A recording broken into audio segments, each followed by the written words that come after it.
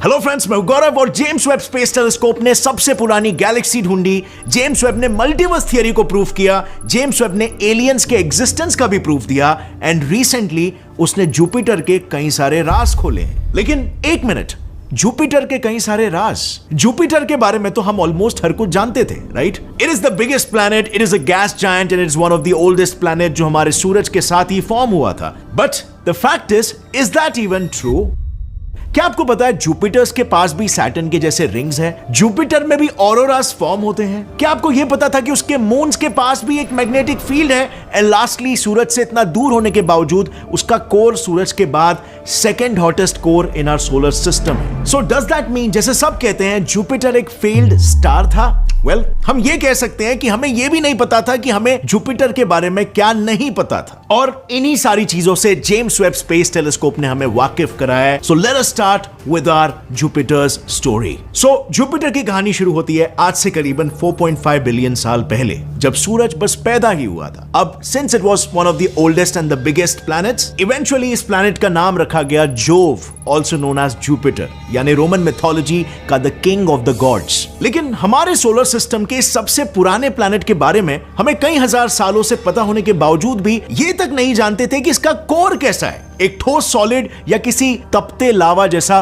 कोई लिक्विड। और यही जानने के लिए नासा ने एक्सक्लूसिव प्रोब जूनो को 5 अगस्त 2011 को जुपिटर को स्टडी करने के लिए उस पर भेजा। आज जूनो को लॉन्च हुए पूरे 10 साल हो गए हैं और जुपिटर आज की तारीख में भी काफी एफिशिएंटली अपने सारे सीक्रेट्स छुपा के बैठा है। और नतीजन, जूनो की मदद के लिए नासा को अपने और भी कई टेलीस्कोप्स को जुपिटर की ओर मोड़ना पड़ा, like the Hubble space telescope, Gemini earth observatory और अब the latest edition James Webb telescope. सबसे पहले जूनो और हबल ने अपने यूवी और विजिबल लाइट डिटेक्टर्स की मदद से सिर्फ जुपिटर के सरफेस को ही स्टडी किया, क्योंकि उसके अंदर एटमॉस्फेयर को स्टडी करने के लिए जो अर्थ बेस्ड जेमिनी ऑब्जर्वेटरी थी, उसके पास हाई पेनिट्रेशन वाले इंफ्रारेड डिटेक्टर्स होने के बावजूद भी वो पृथ्वी के एटमॉस्फेयर की वजह से सिर्फ कुछ ही डेप्थ तक ही जुपिटर को स्टडी कर पाते थे। पर अब with the inclusion of James Webb, जो बाय द वे इसी इंफ्रारेड टेक्नोलॉजी के साथ ऊपर स्पेस से जुपिटर पर नजर रख रहा है, अब फाइनली वी नो कि भले ही सूरज से दूर होने की वजह से जुपिटर का सरफेस आपको इंस्टेंटली जमा दे ठंडी की वजह से, लेकिन उसका कोर फिर भी सोलर सिस्टम का दूसरा सबसे हॉटेस्ट कोर है आफ्टर द सन। अब ऐसे में क्या लगता है आपको, क्या जुपिटर के सेंटर में मौजूद गैसेस प्रेशराइज्ड होके लिक्विड बन जाते हैं या वहां एक सॉलिड कोर मौजूद है? Confuse, right? वेल, हमारे साइंटिस्ट भी कंफ्यूज्ड हैं और इसीलिए तो जुपिटर को स्टडी करना इंपॉर्टेंट है, ताकि इसके कोर्स की थर्मोडायनामिक्स को हम और भी गहराई से समझ पाए। एंड नॉट जस्ट दिस, ऐसा भी कहा जाता है कि जुपिटर का कोर सॉर्ट ऑफ उसके नेवर एंडिंग स्टॉर्म्स को भी पैदा करता है। So is it even true?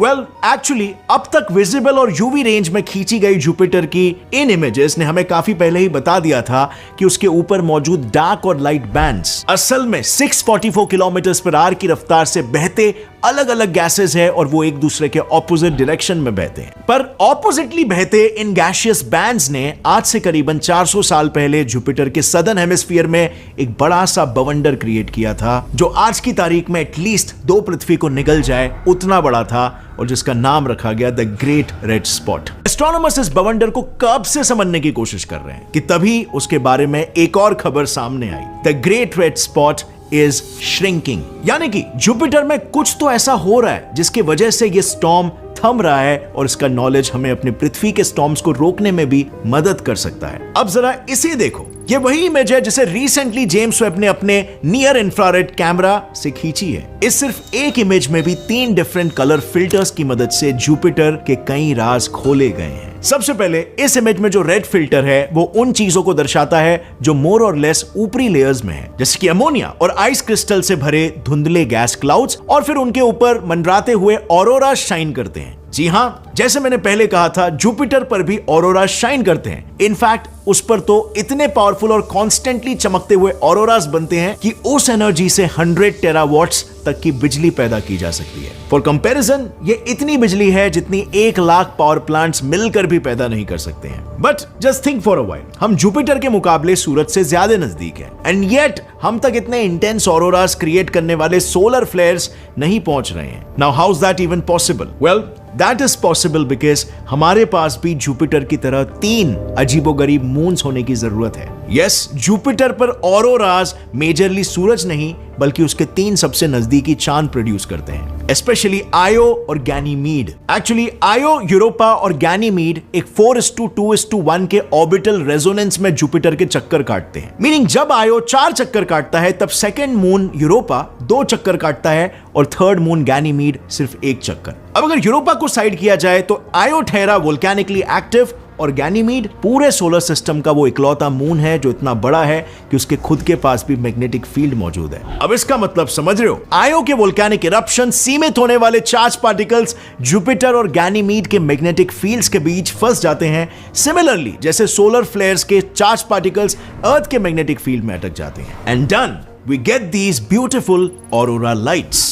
अब अगर हम जेम्स वेब की इस इमेज को अच्छे से देखें तो ऑरोरास ही इसमें ब्यूटीफुल नहीं है। जुपिटर के गैसियस बैंड्स भी काफी ब्यूटीफुल लग रहे हैं। एक्चुअली उसका atmosphere ammonia crystals, hydrogen, helium और मीथेन जैसे ऑर्गेनिक गैसेस से भरा हुआ है। अब इनमें से क्योंकि हाइड्रोजन और हीलियम कंपैरेटिवली हल्के होते हैं, वो ऊपर की तरफ मौजूद होते हैं और मीथेन गैस नीचे चली जाती है, पर नीचे तो गर्म कोर है और ऊपर सुपर कूल ठंडा स्पेस। अब ऐसे में नीचे की गैस गर्म होकर हल्की हो जाती है और ऊपर की ओर बढ़ने लगती है, एंड देन ऊपर की गैस ठंडी होकर भारी हो जाती है और नीचे बैठने लगती है। और इसी गैसियस मूवमेंट्स की वजह से क्रिएट हुआ है हमारे पूरे सोलर सिस्टम का सबसे बड़ा storm, the great red spot. अब इसी सेम इमेज में ग्रेट रेड स्पॉट सबसे अलग, समवॉट सफेद नजर आ रहा है, और वो इसीलिए क्योंकि बस इतना समझ लो कि इस पूरे इमेज में कलर के अलावा शेड्स की बहुत इंपॉर्टेंस है। जितने भी ब्राइटर शेड्स वाले एरियाज हैं including the great red spot, वो असल में हाई ऑल्टीट्यूड में मौजूद चीजों को दर्शाता है, व्हिच मींस कि अगर समझो जुपिटर पर माउंट एवरेस्ट होता तो उसे भी ब्राइटर शेड में ही दिखाया जाता। यानी इस हिसाब से मैं जो कह रहा हूं वो ये है कि द ग्रेट रेड स्पॉट सिकुड़ रहा है, वो एक्चुअली में किसी माटी के घड़े की तरह बस घूमते घूमते ऊंचा उठ रहा है। पर